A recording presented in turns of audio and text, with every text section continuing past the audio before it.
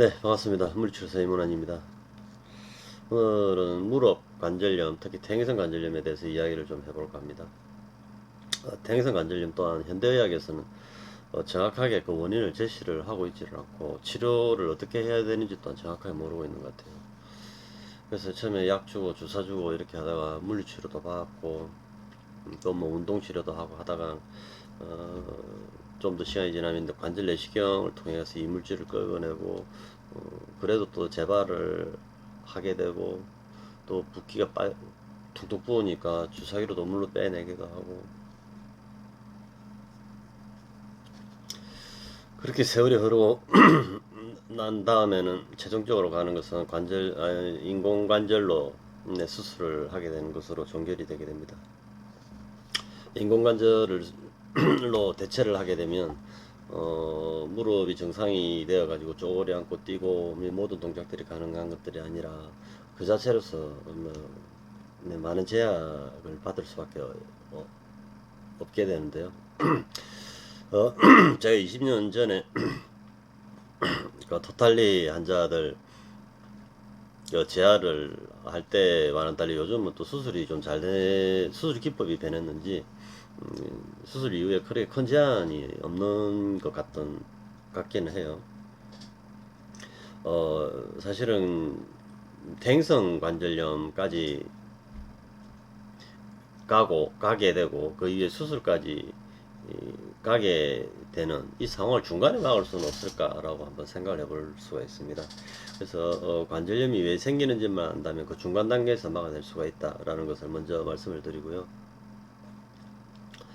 무릎 관절 또한 어느 날 갑자기 퇴행성 관절염이 으로 진행을 해버리는 게 아니라는 것이죠. 어느 날 갑자기 퉁퉁 부어버리고 쪼그려 앉기도 힘들고 그래서 부어서 물을 빼내고 또 이렇게 인공관절로 가는 게 아니거든 사실은. 그 제가 계속 강조를 하고 있지만은 허리 요통을 보면은 어, 시작 질환이 있고 끝 질환이 있는 것입니다. 그래서 요통은 비특이성 요통부터 출발해 가지고 이렇게 협착형으로 전개가 되는 것이죠.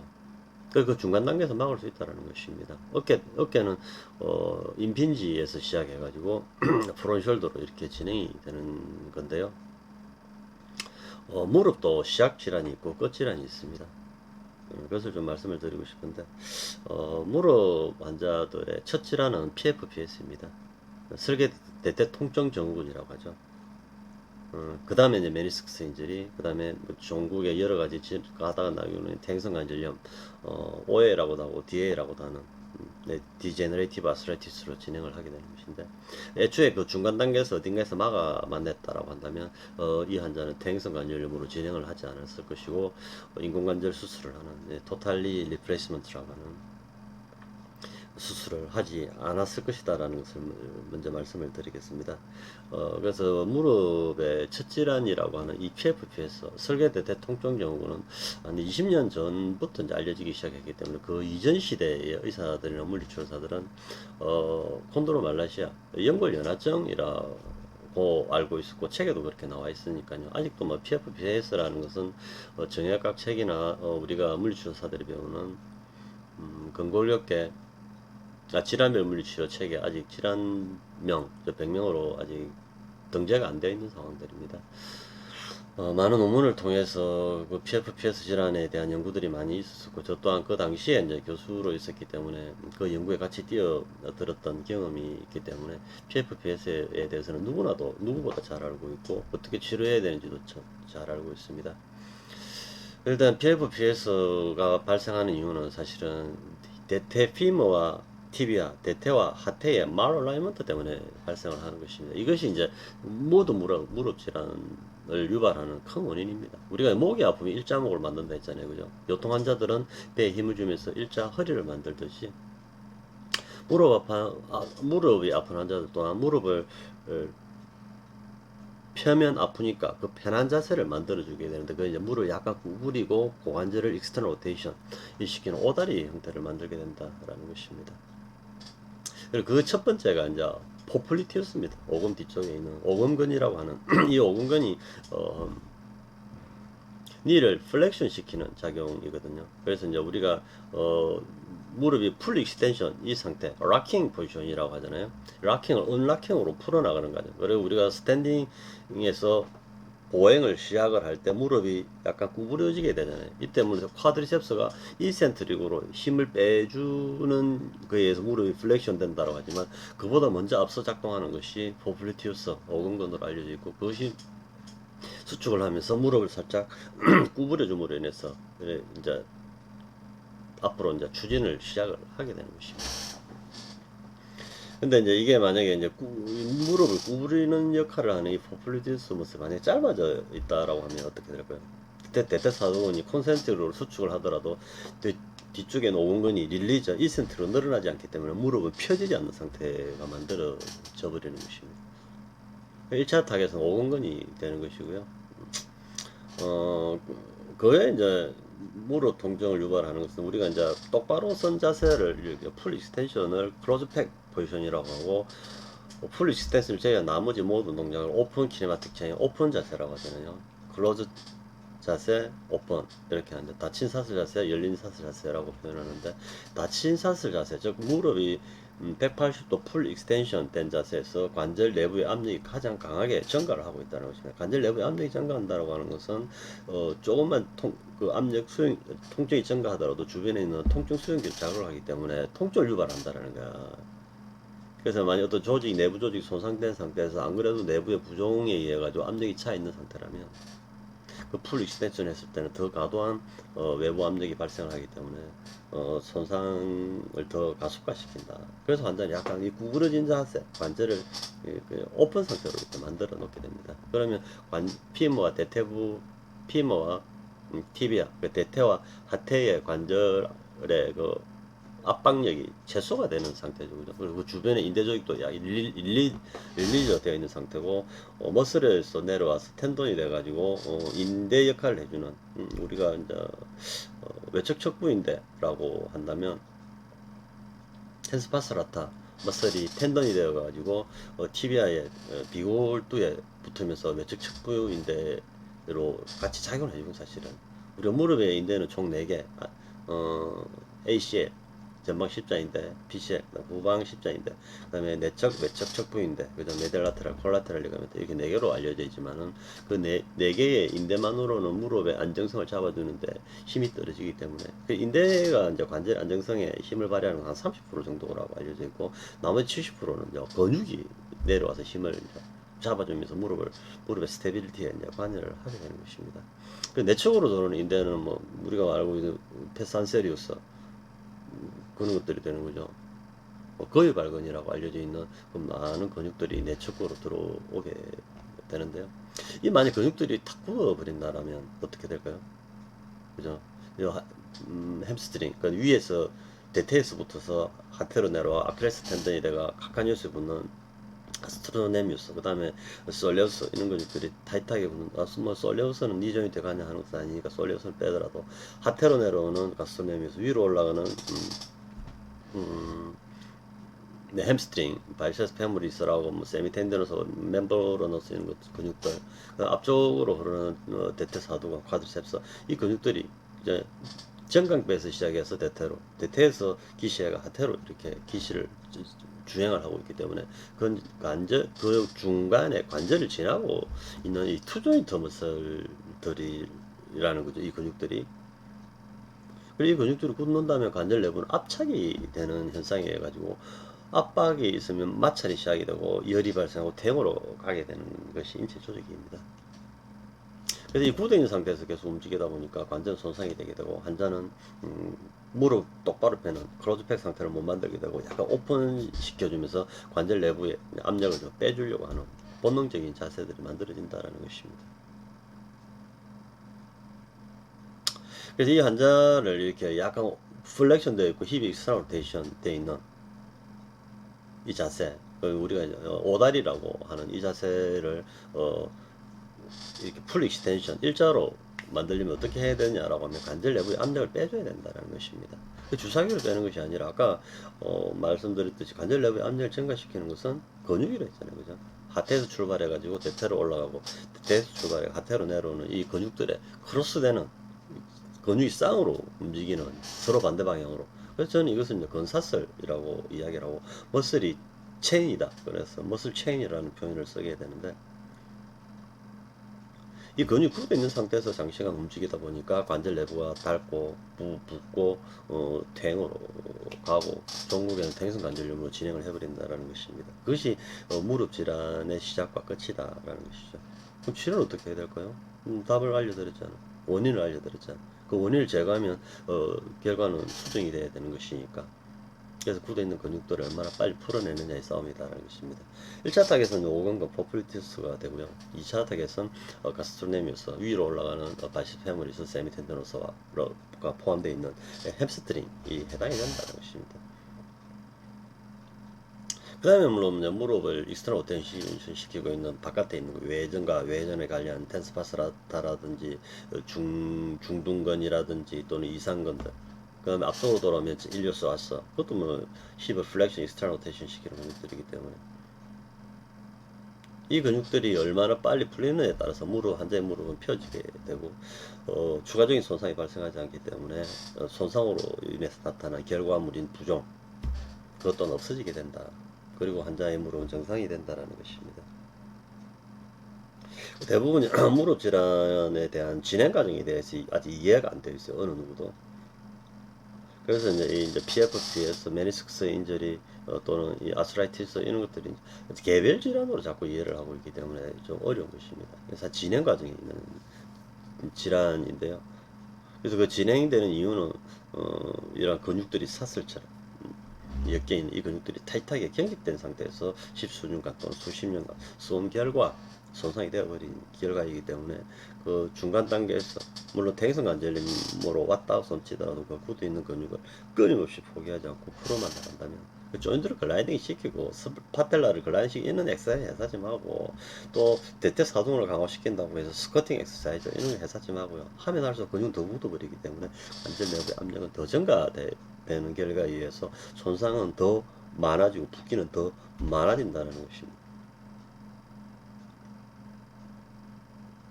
또 뭐 이게 뭐 유전이다. 또 뭐 노화 때문이다. 자꾸 이런 어떤 사람은 대사성 질환 이야기, 뭐 무슨 대사성이 뭐 당뇨를 이야기하는 건가? 그건 말이 안 되는 소리고.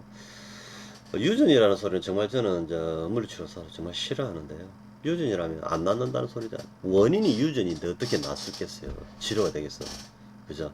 우리 모든 책은 사실은 유전이라는 말을 정말 많이 쓰고 있는데 요즘은 가족력이라는 말을 쓰고 말로 많이 대체를 하기도 하는데 유전이라는 말 잘 안 쓰고 우리가 이제 선천적으로 타고났을 때 어떤 제한을 갖고 태어나는 경우가 있습니다.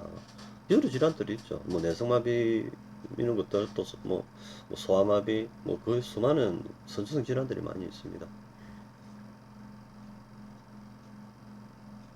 그 다음에 저 또한 두 번째 싫어하는 것이 유전이 제일 싫어하고 그 다음에 노화입니다. 노화.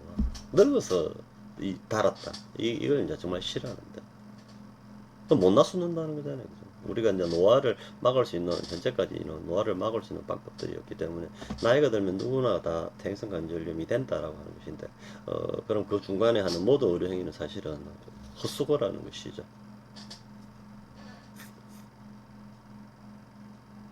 그래서 퇴행성 관절염 또한 노화는 아니다.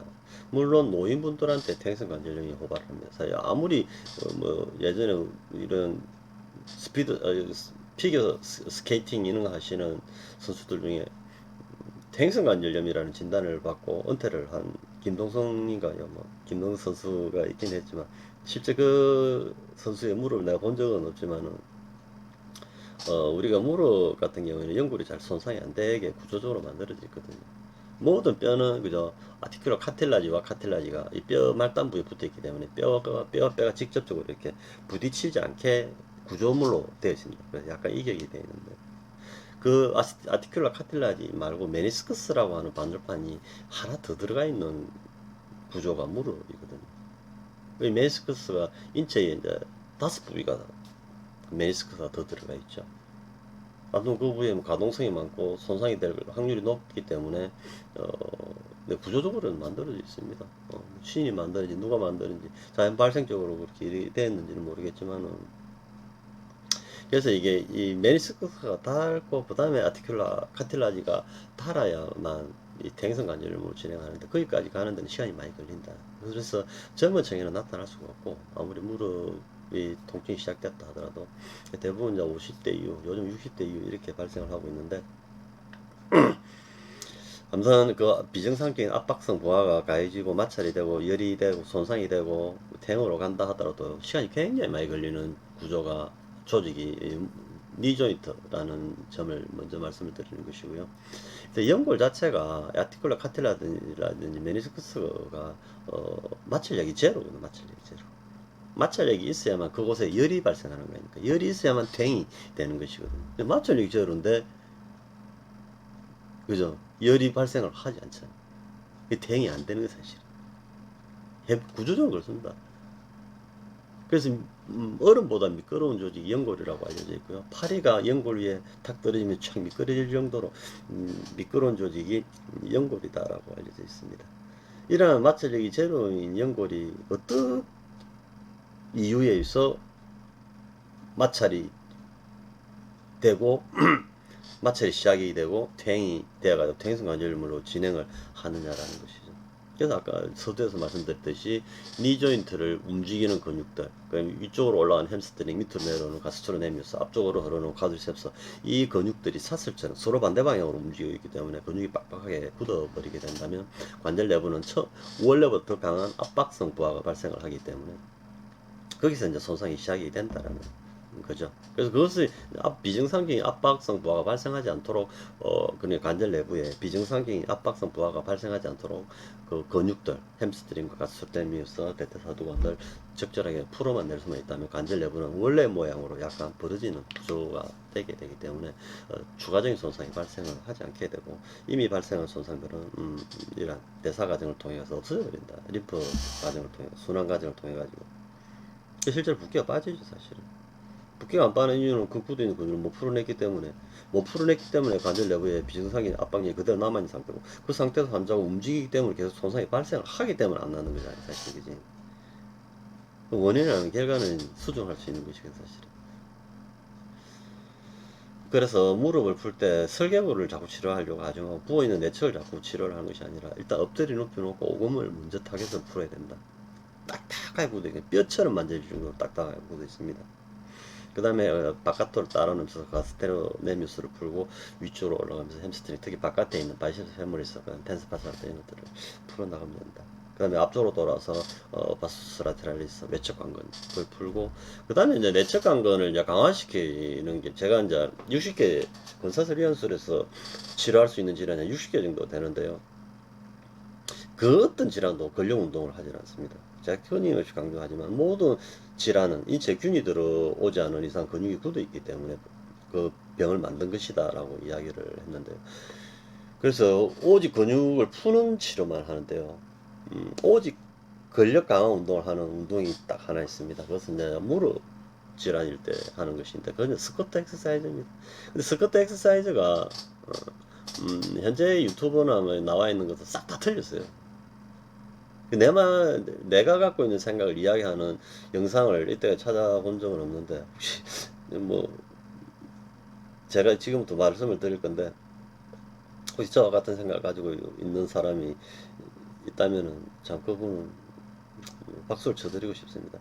이게 이제 쿼드리셉스, 아니, 스쿼트 엑서사이즈가 왜 나오게 됐냐면, 이 PFP에서 설계될 때 통증증후군의 연구팀들이 그걸 만들어낸 거예요. 저도 그 질환에 대해서 그 연구에 뛰어들었다고 했잖아요. 그죠? 아무튼 바스투스 라테랄리스 외측강근과 내측강근의 언밸런스에 의해서 설계골이 외측 상방으로 과도하게 일어나는 말트래킹에 의해 가지고 PFPS가 시작이 된다 라고 하는 것이 이제 건전도 실험을 통해 밝혀졌죠.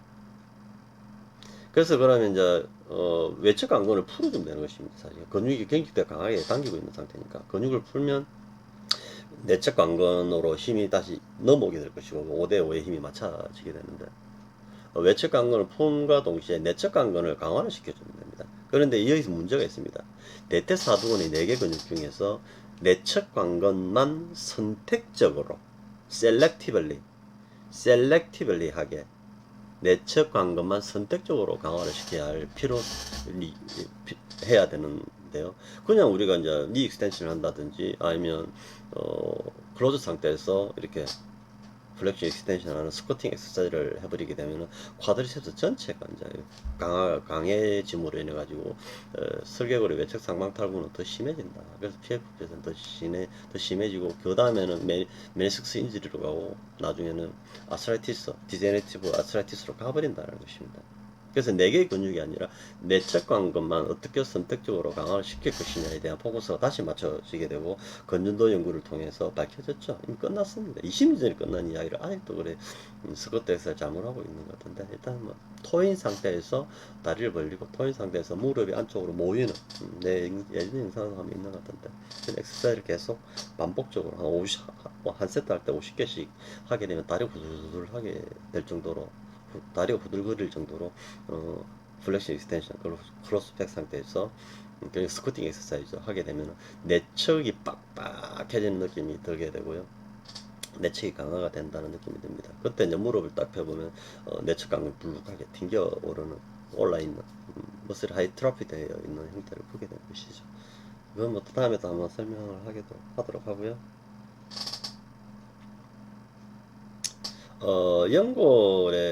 연골은 이제 압박성 부하가 올 때, 카틸라지 아니고 포라고 해가지고, 그래서 물이 이제 척척 빠져나오면서, 그 시노비얼 플루이드라고 하는데, 이제 윤활액으로 작용을 하게 됩니다. 그래서 이제 무릎이 아픈 환자들은 걷지 마라, 뛰지 마라, 이렇게 이야기하는데, 물론 뭐, 걷고 뛰고 계단 오르내려가고, 아프니까 사실 못 하는 거죠. 하라 하더라도. 근데 어쨌거나 관절에 압박성 부하를 이제 주는 운동들이 좋다라는 것이죠. 그래서 운동을 할 때 아까 말했듯이 그냥 스쿼팅 엑서사이즈를 하는 것이 아니라 무릎을 토인 상태, 발끝을 토인 상태로 한 상태에서 내측간 것만 선택적으로 강화시키는 이러한 운동을 통해서 관절의 압박성 부하를 계속 가해준다면 시노비얼 플루이드가 계속적으로 배출이 될 것이기 때문에 무릎 운동이 좋다, 무릎 건강에 좋다라는 것이고요.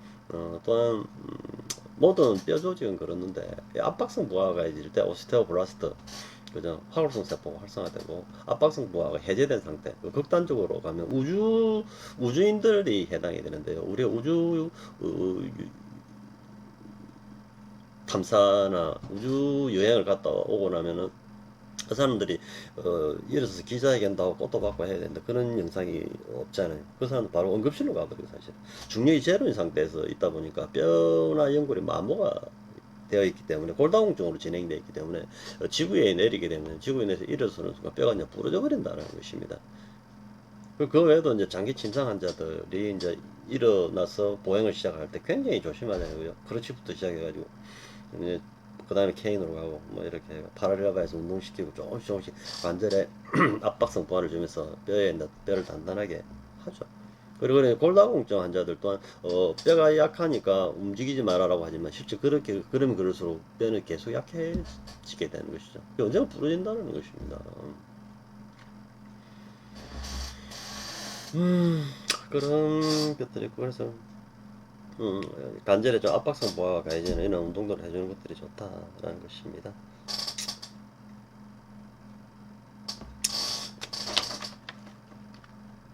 그러니까 이제 연골에 뭐 마모를 방지하려면 많이 아껴 써라라고 참 답답한 소리입니다. 의사들이 하는 소리 중에 제일 답답한 소리가 지금 수술하기 아까우니까 좀 쓰다가 나중에 합시다. 그게 뭔 소리야 그게. 그럼 환자는 아파 죽겠는데 그것이 또 몇 년을 더 아프게 지내라는 거야. 그 수술이 답이라면 지금 당장 수술을 해야지. 환자가 아파 죽겠다는데.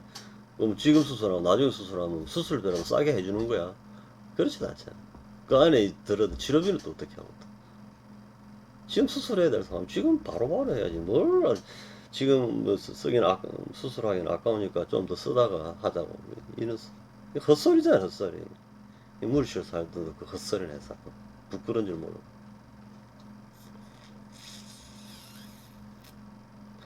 연골이 닳는 거, 퇴행성으로 가는 것을 방지하려면 아껴 써라. 이런 말을 해사지 마고요. 그 노화 때문이다. 많이 써서. 그런 말 하지 마시고.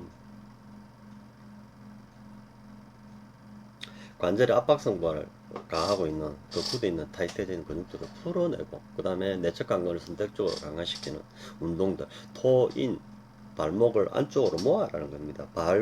뉴트럴이나 벌리지 마시고 토인 상태에서 무릎을 구부리고 펴는 엑서사이즈를 한 세트에 50회씩 3세트 이상, 그걸 하고 나서 딱 쪼그려 앉았다 일어나 보면 똑똑거리는 소리가 없어집니다. 똑똑거리는 소리가 계속 있다면 더 한 번 더 하면 됩니다. 그리고 치료 사람이 다시 환자를 엎드려 눕혀가지고 포플리티에서 타겟으로 계속 풀어나가는 거죠. 그리고 다시 일으켜 세워서 앉았다 일어났다 라고 해보면 똑똑거리는 소리가 없어집니다. 사실은. 그걸 모르니까 자꾸 아껴 쓰라는 소리만 해서 자꾸 대퇴사동 근력 강화 운동이라고 하면 할수록 상태가 더 악화되는데, 환자는 또 아파하니까 그 운동 치료를 거부를 하게 되는 거 아닙니까? 그렇습니다. 연골이 뭐 닳는 게 쉽지 않습니다. 만만한 조직이 아니에요. 메니스커스가 있고 아티큘러 카틸라지가 들어가 있는 니 조인트라는 그 구조물인데 잘 닳지 않고요. 그 닳게 하는 이유는 나이도 아니고 대사성 질환도 아니고 유전도 아니야. 오직 근육을 움직이는, 다리를 니 조인트를 움직이는 그 근육들이 쇼트닝 돼 있고 타이트하게 되어 있기 때문이고, 그 결과 관절 내부가 압박이 된다는 것입니다. 피모와 티비아의 관절 내부가 압박을 시키게 되니까 거기에 비정상적인 압력이 발생하기 때문에 마찰이 시작되고 열이 발생하고 퇴행이 되는 과정들이다. 그 치료 타겟을 어디로 와야 되는 거야 대체? 계속 강조하고 있듯이 포플루티우스, 가스토레미우스, 바이스 페모리스, 세미텐드너스 멤브라노스 앞쪽으로 와가지고 대퇴 바깥에 있는 바수스 라테랄리스 이걸 릴리즈 시켜 나가는 것이죠. 앞쪽에 티비알 상태를 치료해도 되고, 그 다음에 이렇게 쓴 상태에서 바시투스 메디알리스 내측 강건을 선택적으로 강화시키는 스쿼팅 엑서사이즈를 하게 된다면 모든 무릎 환자를 원상으로 복구를 시켜낼 수가 있습니다. 이 영상을 듣는 사람이 물리치료 사람이면 제 시키는데 좀 하시고 좀 파텔라 글라이딩이나 뭐 설계획을 토인 뭐 이런 게 해사 좀 하고 좀. 그 대퇴사동은 근육이 약해서 그러니까 대퇴사동을 근력을 강화시켜야 됩니다 라고 하면서 근력 강화 운동 해사 시키지 말고 치료를 해가 근육을 푸시고, 환자라면 그렇게 근육을 풀어주세요 라고 물리치료사한테 말하세요. 그래도 안 풀린다면 저에게 오십시오. 제가 치료해 드릴 거니까.